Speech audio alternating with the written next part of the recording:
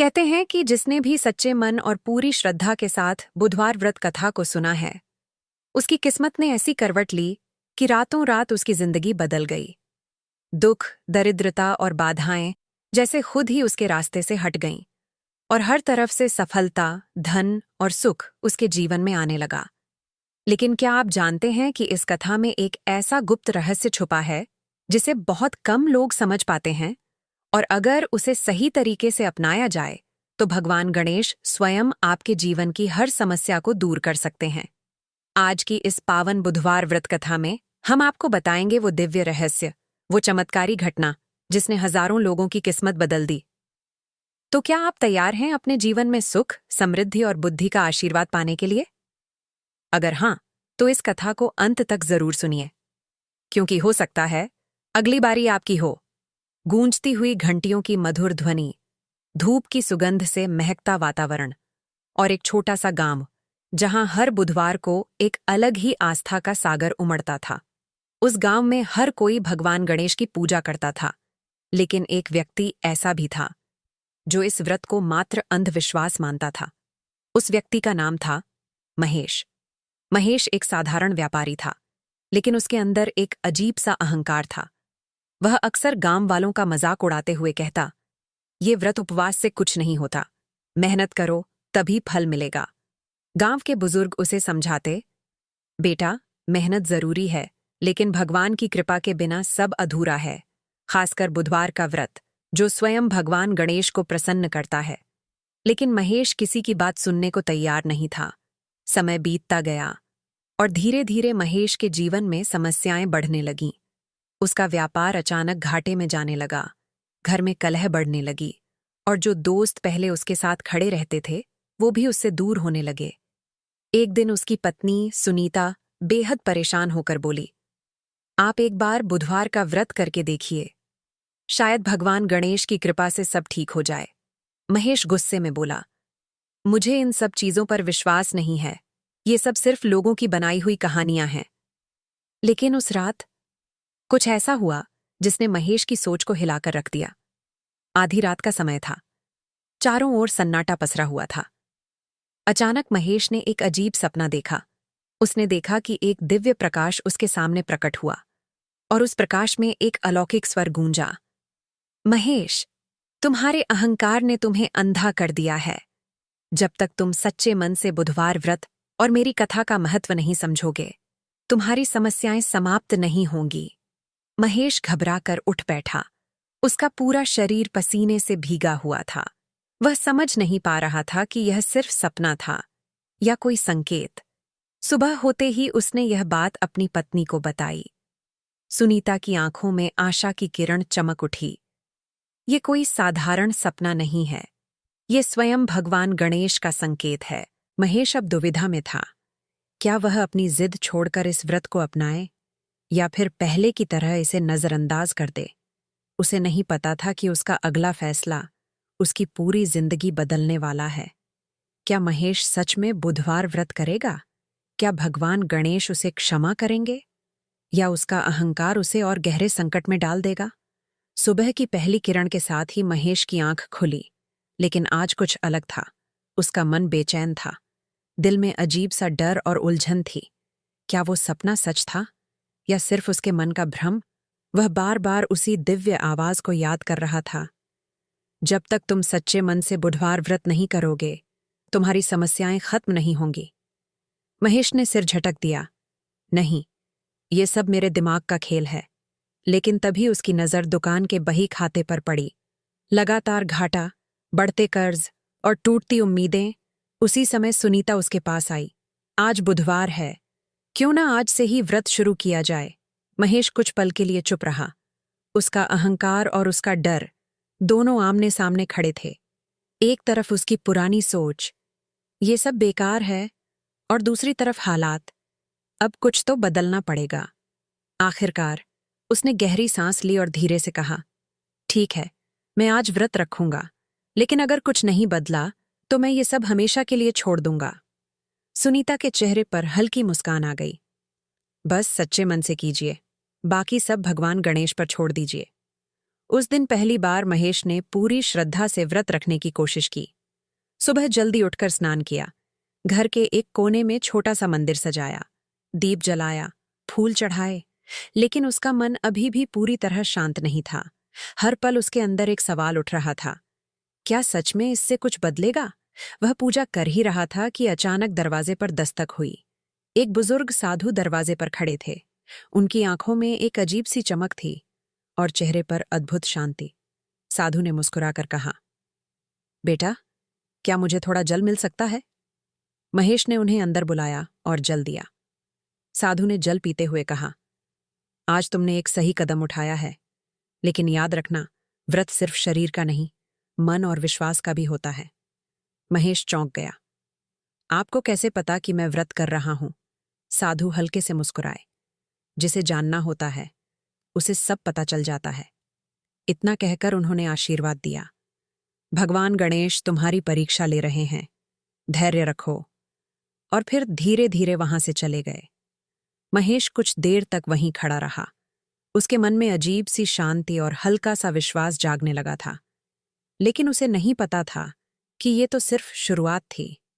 शाम होते होते उसकी परीक्षा शुरू होने वाली थी। एक ऐसी परीक्षा जो उसके विश्वास को तोड़ भी सकती थी और बना भी सकती थी। क्या महेश इस परीक्षा में सफल होगा? क्या सच में वो साधु कोई सामान्य इंसान था या खुद भगवान गणेश का रूप? और शाम को ऐसा क्या होने वाला है जो सब कुछ बदल देगा? जानने के लिए बने रहिए। दिन धीरे धीरे ढल रहा था। सूरज की आखिरी किरणें आसमान को लाल रंग में रंग रही थीं और महेश अपने मन के भीतर उठ रहे तूफान से जूझ रहा था।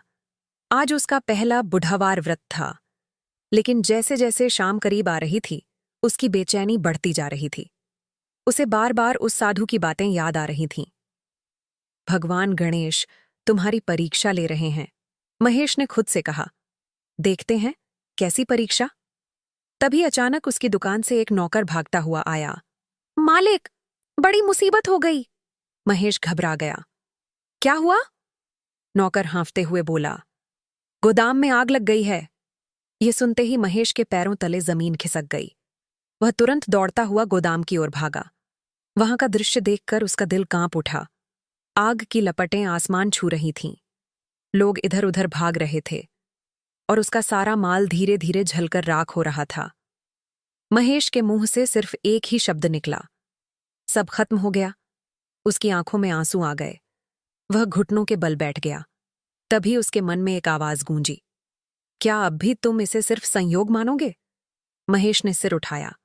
उसे याद आया, आज ही उसने व्रत शुरू किया था और आज ही ये सब हो गया। उसका विश्वास डगमगाने लगा। ये कैसा व्रत है? पहले ही दिन सब कुछ छीन लिया। वह गुस्से में चिल्लाया, मैंने कहा था ना, ये सब बेकार है। उसी समय भीड़ में वही बुजुर्ग साधु फिर से नजर आए। वो धीरे धीरे महेश के पास आए और बोले, बेटा, ये अंत नहीं, परीक्षा की शुरुआत है। महेश गुस्से में बोला, कैसी परीक्षा? मेरा सब कुछ जल गया। साधु शांत स्वर में बोले, जो जल रहा है वो तुम्हारा अहंकार है, तुम्हारा विश्वास नहीं। महेश कुछ समझ नहीं पा रहा था।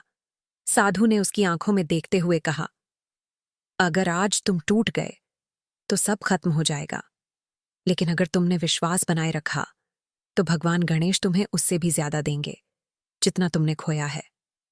महेश के अंदर एक भयंकर संघर्ष चल रहा था। एक तरफ उसका दुख और गुस्सा, दूसरी तरफ वो अजीब सा विश्वास जो धीरे धीरे जन्म ले रहा था। कुछ पल की चुप्पी के बाद महेश ने आंखें बंद की और पहली बार पूरे दिल से कहा, हे भगवान गणेश, अगर ये आपकी परीक्षा है तो मैं हार नहीं मानूंगा। और जैसे ही उसने ये कहा, अचानक एक तेज हवा चली और देखते ही देखते आग की लपटें कम होने लगीं। लोग चिल्लाने लगे, अरे, आग खुद ब खुद बुझ रही है। कुछ ही पलों में जो आग सब कुछ खत्म कर रही थी वो पूरी तरह शांत हो गई। महेश स्तब्ध रह गया। क्या ये सच था या कोई चमत्कार? उसने चारों ओर देखा, लेकिन वो साधु कहीं नजर नहीं आए। उस पल महेश समझ चुका था, ये कोई साधारण घटना नहीं थी। ये साफ संकेत था कि भगवान गणेश उसकी परीक्षा ले रहे हैं। लेकिन असली परीक्षा अभी बाकी थी। आग तो बुझ गई, लेकिन क्या नुकसान भी खत्म हो गया? क्या महेश का व्यापार वापस उठ पाएगा? और वो रहस्यमयी साधु आखिर कौन था?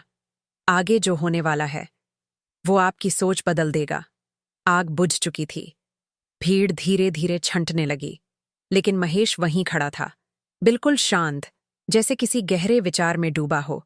उसकी आंखें उस जगह पर टिकी थीं जहां कुछ ही देर पहले आग की भयंकर लपटें उठ रही थीं। ये कैसे हो सकता है? उसने खुद से कहा। धीरे धीरे वह गोदाम के अंदर गया। उसका दिल तेजी से धड़क रहा था। उसे उम्मीद थी कि अंदर सिर्फ राख ही मिलेगी, लेकिन जो उसने देखा वो उसकी कल्पना से भी परे था। गोदाम का एक बड़ा हिस्सा सही सलामत था, कुछ सामान बिल्कुल सुरक्षित था, और सबसे हैरानी की बात, जहां आग सबसे ज्यादा भड़की थी वहीं सबसे कम नुकसान हुआ था। महेश की आंखें फैल गईं। ये कैसे संभव है? उसी समय गांव के एक बुजुर्ग वहां आए और बोले, बेटा, ये कोई सामान्य घटना नहीं है, ये भगवान गणेश की कृपा है। महेश अब कुछ कह नहीं पा रहा था। उसका दिल पहली बार मानने लगा था कि सच में कोई अदृश्य शक्ति उसकी मदद कर रही है। रात को जब वह घर लौटा तो उसका चेहरा बदला हुआ था। वह अब पहले जैसा अहंकारी नहीं रहा था। सुनीता ने पूछा, क्या हुआ? महेश ने धीमे स्वर में कहा, आज मैंने कुछ ऐसा देखा जो मेरी समझ से बाहर है। शायद तुम सही कह रही थी। सुनीता मुस्कुराई। ये भगवान गणेश की पहली कृपा है। उस रात महेश ने पहली बार पूरे मन से प्रार्थना की, हे भगवान गणेश, अगर आप सच में मेरे साथ हैं तो मुझे सही रास्ता दिखाइए। उसकी आंखों से आंसू बह रहे थे, लेकिन उन आंसुओं में अब डर नहीं, बल्कि विश्वास था। लेकिन कहानी यहीं खत्म नहीं होती। अगले ही दिन महेश के जीवन में एक और बड़ा बदलाव आने वाला था। एक ऐसा अवसर जो या तो उसे नई ऊंचाइयों पर ले जाएगा या फिर उसे पूरी तरह तोड़ देगा।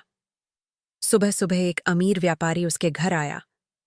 उसने कहा, मैंने सुना है कि तुम्हारा कुछ माल सुरक्षित बच गया है। मैं उसे खरीदना चाहता हूं, अच्छी कीमत पर। महेश हैरान रह गया। जो माल वह लगभग खो चुका था, वही अब उसे फायदा देने वाला था। लेकिन यहीं पर उसकी अगली परीक्षा शुरू हुई। क्या वह लालच में आकर गलत फैसला लेगा, या फिर सच्चाई और ईमानदारी का रास्ता चुनेगा? क्या महेश इस मौके का सही उपयोग करेगा? क्या उसका विश्वास और मजबूत होगा, या फिर लालच उसे भटका देगा? और क्या वो रहस्यमयी साधु फिर से प्रकट होंगे? सुबह की ठंडी हवा चल रही थी, लेकिन महेश के मन में तूफान उठ रहा था। उसके सामने खड़ा था वो अमीर व्यापारी, और उसकी आंखों में साफ दिख रहा था लालच। मैं तुम्हारा सारा बचा हुआ माल खरीदना चाहता हूं और कीमत दूंगा, बाजार से दोगुनी, व्यापारी ने कहा। महेश चौंक गया। दोगुनी कीमत? उसके मन में तुरंत विचार आया, अगर मैंने ये सौदा कर लिया तो मेरा सारा नुकसान पूरा हो जाएगा। लेकिन तभी उसके अंदर से एक आवाज आई, सावधान, ये सिर्फ मौका नहीं, परीक्षा है। उसे याद आया, वो साधु, उनकी बातें और भगवान गणेश का संकेत। महेश गहरी सोच में पड़ गया। एक तरफ पैसा था जो उसकी सारी परेशानियां खत्म कर सकता था, दूसरी तरफ ईमानदारी जो उसे सही रास्ते पर रख सकती थी। व्यापारी फिर बोला, जल्दी फैसला करो, मेरे पास ज्यादा समय नहीं है। अब महेश के माथे पर पसीना आने लगा।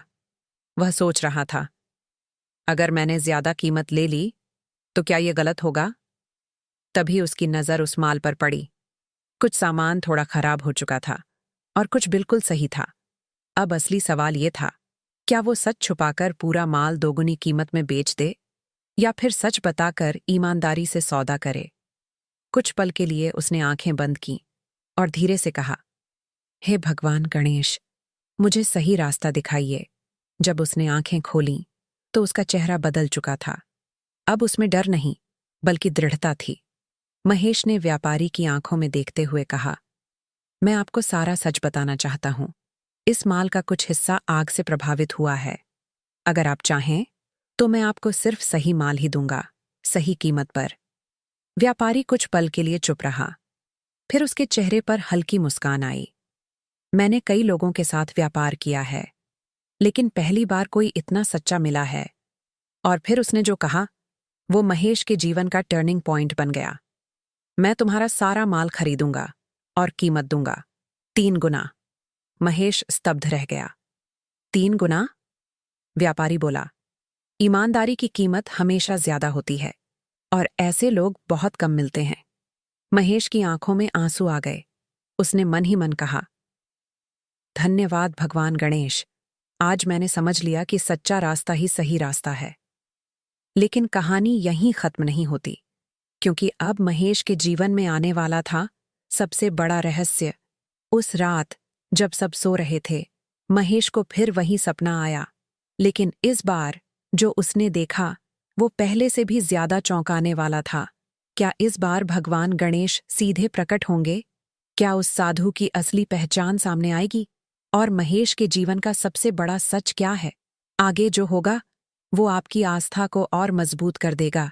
उस रात वातावरण में एक अजीब सी शांति थी, जैसे पूरी सृष्टि किसी बड़े रहस्य के खुलने का इंतजार कर रही हो। महेश गहरी नींद में था, लेकिन अचानक एक तेज प्रकाश उसके कमरे में फैल गया। उसकी आंखें धीरे धीरे खुलीं, और जो उसने देखा उसे देखकर उसका शरीर कांप उठा। उसके सामने एक दिव्य प्रकाश खड़ा था, इतना तेज कि आंखें टिकाना मुश्किल था। और उसी प्रकाश से एक मधुर गूंजती हुई आवाज आई, महेश। महेश घबराकर उठ बैठा। कौन? प्रकाश धीरे धीरे स्पष्ट होने लगा, और उस प्रकाश के बीच एक दिव्य स्वरूप प्रकट हुआ। गजमुख, शांत नेत्र, 4 भुजाएं, अद्भुत आभा से चमकता हुआ रूप। ये स्वयं भगवान गणेश थे। महेश तुरंत बिस्तर से उतरकर उनके चरणों में गिर पड़ा। प्रभु, मुझे क्षमा कर दीजिए, मैंने आपको कभी नहीं माना। भगवान गणेश मुस्कुराए। महेश, तुम्हारी परीक्षा आवश्यक थी, क्योंकि बिना परीक्षा के विश्वास अधूरा होता है। महेश की आंखों से आंसू बह रहे थे। प्रभु, क्या वो साधु आप ही थे? भगवान गणेश ने उत्तर दिया, हां, वो मैं ही था। मैं तुम्हें मार्ग दिखाने आया था। महेश स्तब्ध रह गया। अब उसे हर बात समझ आने लगी थी। साधु की बातें, आग का बुझना, व्यापारी का आना, सब कुछ एक योजना थी। भगवान गणेश बोले, जब तुम अहंकार में थे तब तुम्हें सत्य दिखाना जरूरी था, और जब तुमने विश्वास अपनाया तब तुम्हें आशीर्वाद देना आवश्यक था।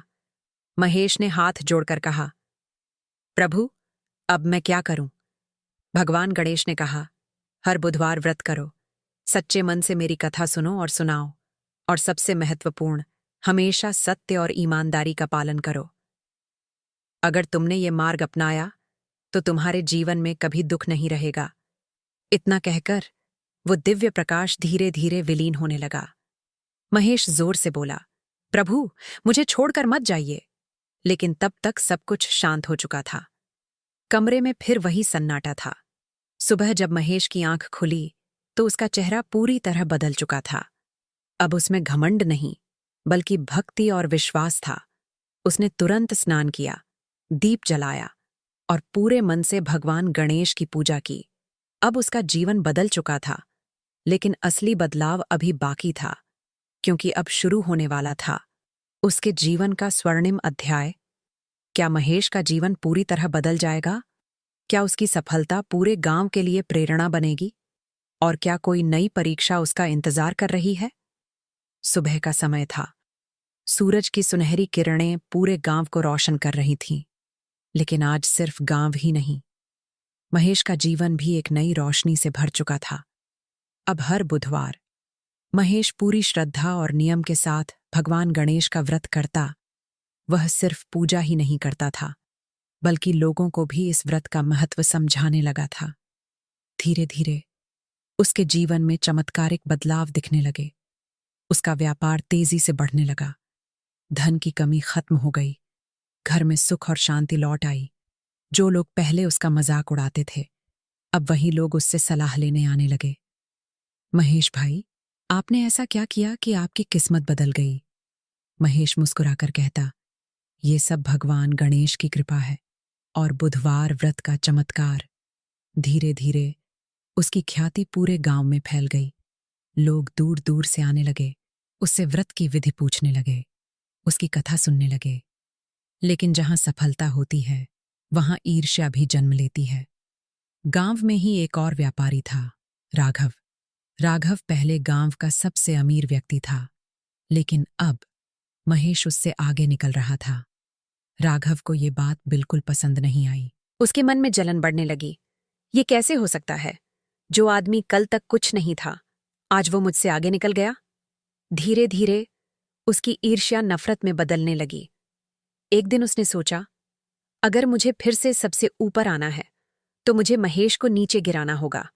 और यहीं से शुरू हुई एक नई साजिश। उधर महेश अब पूरी तरह बदल चुका था। वह हर काम से पहले भगवान गणेश का स्मरण करता और हर व्यक्ति के साथ ईमानदारी से व्यवहार करता। लेकिन उसे नहीं पता था कि उसके खिलाफ एक बड़ी चाल चली जा रही है। एक दिन राघव उसके पास आया, चेहरे पर नकली मुस्कान के साथ। महेश भाई, मैंने आपकी सफलता देखी और मैं भी अब आपके साथ काम करना चाहता हूं। महेश ने बिना शक किए कहा, जरूर, साथ मिलकर काम करेंगे। लेकिन उसे नहीं पता था, ये दोस्ती नहीं, एक जाल था। एक ऐसी चाल जो उसकी सारी मेहनत को बर्बाद कर सकती थी। क्या महेश इस साजिश को समझ पाएगा? क्या राघव की चाल सफल होगी, या फिर भगवान गणेश फिर से उसकी रक्षा करेंगे? दिन बीतते जा रहे थे। महेश और राघव अब साथ काम करने लगे थे। ऊपर से सब कुछ ठीक लग रहा था, लेकिन अंदर ही अंदर एक खतरनाक खेल चल रहा था। राघव हर दिन महेश के व्यापार को ध्यान से देखता, उसके ग्राहकों, सौदों और तरीकों को समझता। लेकिन उसका इरादा साफ था, सीखना नहीं, गिराना। एक रात राघव अपने कुछ लोगों के साथ बैठा था। उसने धीमे स्वर में कहा, अब समय आ गया है महेश को वहीं पहुंचाने का जहां से वो कभी उठ ना सके। उसके एक साथी ने पूछा, क्या योजना है? राघव मुस्कुराया, हम उसके सबसे बड़े सौदे को बर्बाद करेंगे और दोष उसी पर डालेंगे। योजना बहुत खतरनाक थी। नकली माल तैयार किया जाएगा, उसे महेश के नाम से बेचा जाएगा, और जब ग्राहक शिकायत करेंगे तो सारा दोष महेश पर आएगा। उधर महेश इन सब बातों से अनजान, पूरी ईमानदारी से अपना काम कर रहा था। हर सुबह की तरह वह भगवान गणेश की पूजा करता और फिर काम पर निकल जाता। एक दिन एक बड़ा व्यापारी उसके पास आया। मैं तुमसे बहुत बड़ा सौदा करना चाहता हूं, लेकिन शर्त यह है कि माल बिल्कुल शुद्ध और सही होना चाहिए। महेश ने आत्मविश्वास से कहा, आप निश्चिंत रहिए, मैं कभी किसी को धोखा नहीं देता। लेकिन उसे नहीं पता था कि उसके नाम पर पहले ही धोखा तैयार किया जा चुका है। कुछ दिनों बाद वही व्यापारी गुस्से में उसके पास आया। ये क्या मजाक है? तुमने मुझे खराब माल भेजा? महेश हैरान रह गया। क्या? मैंने तो अभी तक कोई माल भेजा ही नहीं। व्यापारी गुस्से में चिल्लाया, झूठ मत बोलो, ये देखो, तुम्हारे नाम का बिल और तुम्हारी दुकान की मुहर। महेश के पैरों तले जमीन खिसक गई। उसने बिल देखा, वो बिल्कुल असली लग रहा था। अब हालात बिगड़ने लगे। ग्राहक गुस्से में थे, बाजार में उसकी बदनामी फैलने लगी, लोग उस पर शक करने लगे। महेश का दिल टूट गया। मैंने तो कभी किसी के साथ गलत नहीं किया, फिर ये सब क्यों हो रहा है? वह तुरंत घर गया और मंदिर के सामने बैठ गया। आंखों में आंसू लेकर बोला, हे भगवान गणेश, अगर ये भी मेरी परीक्षा है तो मुझे रास्ता दिखाइए। उसका मन बहुत भारी था, लेकिन अंदर कहीं एक विश्वास अब भी जिंदा था। उसी रात फिर से वही रहस्यमयी प्रकाश उसके कमरे में प्रकट हुआ। क्या इस बार भगवान गणेश उसे इस साजिश का सच बताएंगे? क्या महेश अपनी बेगुनाही साबित कर पाएगा? और राघव की सच्चाई कब सामने आएगी? आगे जो होगा वो न्याय और आस्था का सबसे बड़ा उदाहरण बनेगा। रात का गहरा सन्नाटा, चारों ओर शांति, लेकिन महेश के मन में तूफान। वह मंदिर के सामने बैठा था, आंखों में आंसू, दिल में दर्द। हे भगवान गणेश, मैंने कभी किसी को धोखा नहीं दिया, फिर ये सब मेरे साथ क्यों हो रहा है? अचानक कमरे में वही दिव्य प्रकाश फैल गया। महेश ने सिर उठाया और फिर से वही अलौकिक स्वर गूंजा, महेश, घबराओ मत, सत्य को कोई छुपा नहीं सकता। उस प्रकाश में फिर से प्रकट हुए भगवान गणेश। महेश उनके चरणों में गिर पड़ा। प्रभु, मुझे बचा लीजिए, मेरी प्रतिष्ठा नष्ट हो रही है। भगवान गणेश शांत स्वर में बोले, यह तुम्हारी अंतिम परीक्षा है। अगर तुम इसमें सफल हो गए तो तुम्हारा जीवन सदा के लिए बदल जाएगा। महेश ने विनती की। प्रभु, मुझे रास्ता दिखाइए। भगवान गणेश बोले, कल सुबह तुम बाजार जाओ और बिना डरे सबके सामने सत्य कहो। लेकिन ध्यान रखना, तुम्हें क्रोध नहीं करना है और किसी पर आरोप नहीं लगाना है। सत्य स्वयं प्रकट होगा। इतना कहकर वह दिव्य प्रकाश धीरे धीरे समाप्त हो गया। अगली सुबह पूरा बाजार महेश के खिलाफ हो चुका था। लोग आपस में बातें कर रहे थे। वो तो बहुत ईमानदार बनता था। देखा, असली चेहरा सामने आ गया। महेश धीरे धीरे बाजार में पहुंचा। उसका दिल तेज धड़क रहा था, लेकिन इस बार उसके अंदर डर नहीं था। वह सबके बीच खड़ा हुआ और ऊंची आवाज में बोला, मैं जानता हूं कि आप सब मुझसे नाराज हैं, लेकिन मैं आज सिर्फ एक बात कहना चाहता हूं।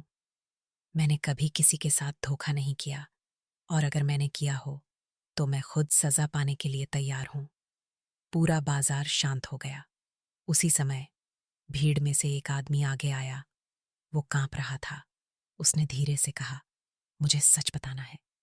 सबकी नजरें उसकी तरफ मुड़ गईं। उसने कहा, यह सब एक साजिश थी और इसके पीछे। महेश का दिल जोर से धड़कने लगा। राघव है। पूरा बाजार दंग रह गया। क्या? उसी समय राघव भी वहां आ गया। उसका चेहरा पीला पड़ चुका था। क्या राघव अपनी गलती मानेगा? क्या महेश की सच्चाई पूरी तरह सामने आएगी? और क्या भगवान गणेश उसे न्याय दिलाएंगे? पूरा बाजार स्तब्ध था। हर किसी की नजर अब राघव पर टिक चुकी थी। वातावरण में सन्नाटा छा गया। राघव के चेहरे से नकली आत्मविश्वास गायब हो चुका था। उसके माथे पर पसीना साफ दिख रहा था। महेश बस शांत खड़ा था, जैसा कि भगवान गणेश ने कहा था। बिना क्रोध, बिना आरोप। भीड़ में से आवाज आई, राघव, क्या ये सच है? राघव ने पहले बचने की कोशिश की। नहीं, ये सब झूठ है। ये आदमी मुझे बदनाम करना चाहता है। लेकिन तभी वो व्यक्ति जिसने सच बताया था आगे आया। उसने कहा, मेरे पास सबूत है। ये वही नकली माल है जो राघव ने तैयार करवाया था, और ये रहे उसके आदमी जो इस काम में शामिल थे। भीड़ में हलचल मच गई।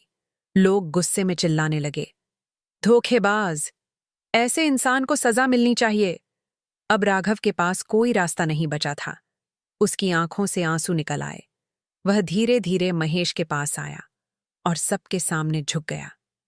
मुझे माफ कर दो महेश, मैं तुम्हारी सफलता से जलने लगा था और मैंने ये सब कर दिया। पूरा बाजार ये दृश्य देखकर हैरान था। महेश कुछ पल के लिए चुप रहा। उसके मन में बहुत कुछ चल रहा था, दर्द, अपमान और सच्चाई। लेकिन तभी उसे याद आई भगवान गणेश की बात, क्रोध मत करना, सत्य स्वयं प्रकट होगा। महेश ने गहरी सांस ली और शांत स्वर में कहा, राघव, तुमने जो किया वो गलत था, लेकिन अगर तुम सच में पश्चाताप कर रहे हो तो मैं तुम्हें माफ करता हूं। पूरा बाजार स्तब्ध रह गया। इतना बड़ा दिल। राघव रो पड़ा। मैंने तुम्हारे साथ बुरा किया और तुम मुझे माफ कर रहे हो। महेश मुस्कुराया, ये मेरी नहीं, ये भगवान गणेश की शिक्षा है।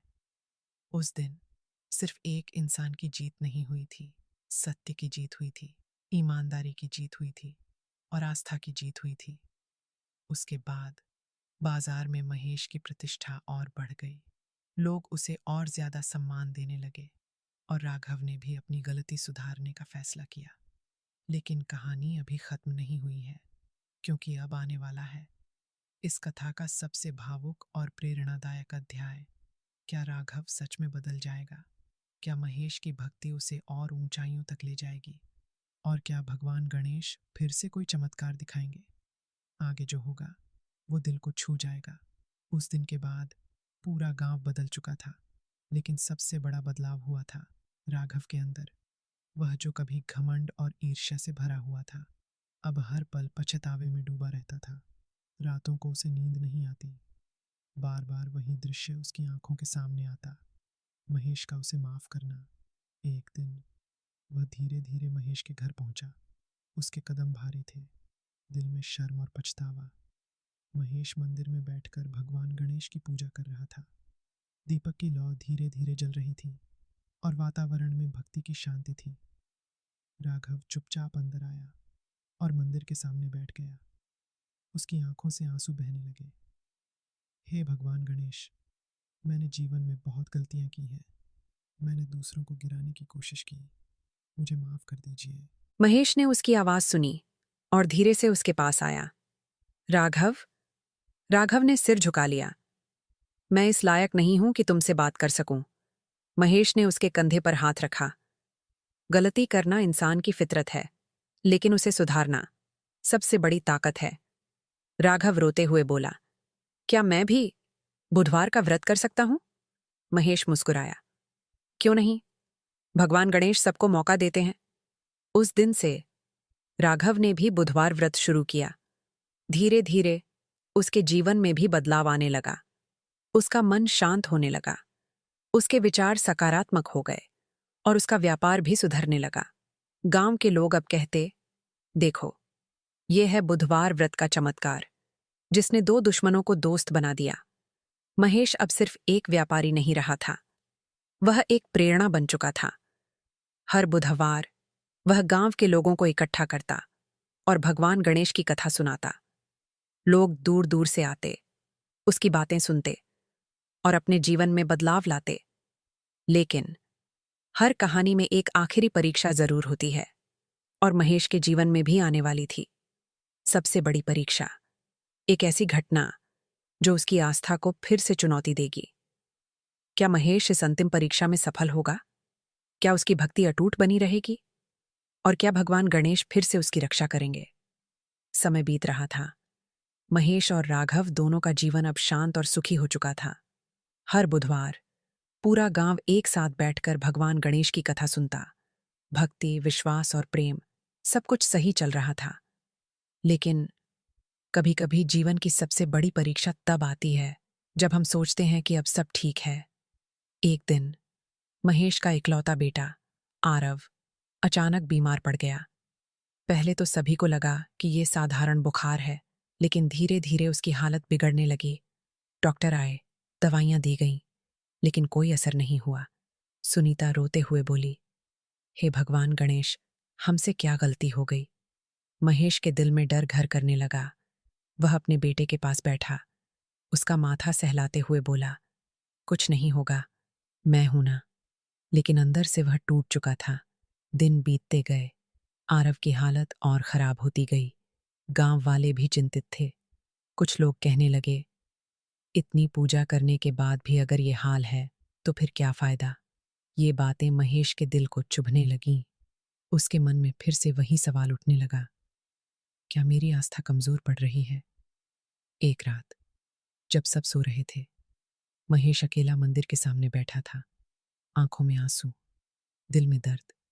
उसने कांपती आवाज में कहा, हे भगवान गणेश, मैंने हमेशा आप पर विश्वास किया, हर परीक्षा में खड़ा रहा, लेकिन अब मैं कमजोर पड़ रहा हूं। अगर मेरी कोई गलती है तो मुझे सजा दीजिए, लेकिन मेरे बच्चे को बचा लीजिए। उसकी आवाज टूट गई, आंसू जमीन पर गिरने लगे। अचानक मंदिर का दीपक तेजी से जलने लगा। हवा शांत हो गई। महेश ने सिर उठाया। उसे ऐसा लगा जैसे कोई अदृश्य शक्ति उसके पास खड़ी है। एक धीमी लेकिन स्पष्ट आवाज गूंजी, महेश। वह आवाज पहचान चुका था। ये तुम्हारी अंतिम परीक्षा है। महेश ने कांपते हुए कहा, प्रभु, मैं हार नहीं मानूंगा, चाहे कुछ भी हो जाए। उस पल उसके अंदर फिर से वही दृढ़ विश्वास जाग उठा। लेकिन परीक्षा अभी खत्म नहीं हुई थी। क्या आरव ठीक हो पाएगा?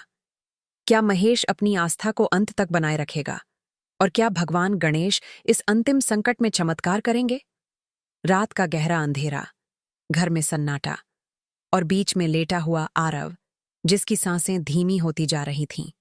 सुनीता उसके पास बैठी रो रही थी। राघव और गांव के लोग भी घर के बाहर खड़े प्रार्थना कर रहे थे। लेकिन महेश, वह मंदिर के सामने बैठा था, आंखें बंद, हाथ जुड़े हुए, और उसके होंठों पर सिर्फ एक ही नाम था, भगवान गणेश। प्रभु, अब सब कुछ आपके हाथ में है। मैंने हर परीक्षा में विश्वास रखा, आज भी रखूंगा। उसकी आवाज में दर्द था, लेकिन उससे ज्यादा विश्वास था। अचानक मंदिर की घंटी अपने आप बजने लगी। दीपक की लौ तेज हो गई और पूरे घर में एक दिव्य प्रकाश फैल गया। गांव वाले घबरा गए। ये क्या हो रहा है? महेश ने आंखें खोलीं और देखा, वही दिव्य प्रकाश फिर से उसके सामने था। उस प्रकाश में से वही अलौकिक स्वर गूंजा, महेश, तुमने अपनी अंतिम परीक्षा भी पार कर ली। महेश के आंसू बहने लगे। प्रभु, मेरे बच्चे को बचा लीजिए। तभी वो दिव्य प्रकाश धीरे धीरे आरव की ओर बढ़ा। पूरा घर जैसे थम गया। हर कोई सांस रोके देख रहा था। जैसे ही वह प्रकाश आरव के शरीर को स्पर्श करता है, उसकी बंद आंखें धीरे धीरे खुलने लगती हैं। सुनीता चिल्लाई, आरव, बेटा। आरव ने धीरे से कहा, माँ। पूरा घर खुशी से झूम उठा। लोगों की आंखों में आंसू थे, लेकिन इस बार खुशी के। महेश वहीं जमीन पर गिर पड़ा। धन्यवाद भगवान गणेश, आपने मेरी लाज रख ली। उस पल सबको समझ आ गया था, सच्ची आस्था कभी हारती नहीं। ईश्वर हमेशा अपने भक्तों के साथ होते हैं और बुधवार व्रत की महिमा अपार है। धीरे धीरे वह दिव्य प्रकाश फिर से आकाश में विलीन हो गया, लेकिन इस बार पीछे छोड़ गया एक ऐसा विश्वास जो कभी नहीं टूटेगा। अब महेश का परिवार पूरी तरह सुखी था और उसका जीवन एक उदाहरण बन चुका था। लेकिन अभी कहानी का अंतिम संदेश बाकी है। इस कथा से हमें क्या सीख मिलती है? बुधवार व्रत का असली महत्व क्या है और हमें अपने जीवन में क्या अपनाना चाहिए? समय बीत चुका था। महेश का जीवन अब पूरी तरह बदल चुका था। जहां पहले अहंकार था, वहां अब विनम्रता थी। जहां पहले अविश्वास था, वहां अब अटूट आस्था थी। हर बुधवार पूरा गांव एकत्र होता, दीप जलते, भजन गूंजते और महेश भगवान गणेश की कथा सुनाता। लेकिन अब उसकी कथा सिर्फ एक कहानी नहीं रही थी, वह बन चुकी थी जीवन का सत्य। एक दिन एक छोटा बच्चा महेश के पास आया और बोला, चाचा, क्या सच में भगवान हमारी मदद करते हैं? महेश मुस्कुराया और उसे अपने पास बैठाकर बोला, बेटा, भगवान हमेशा हमारी मदद करते हैं, लेकिन वो हमें पहले परखते हैं।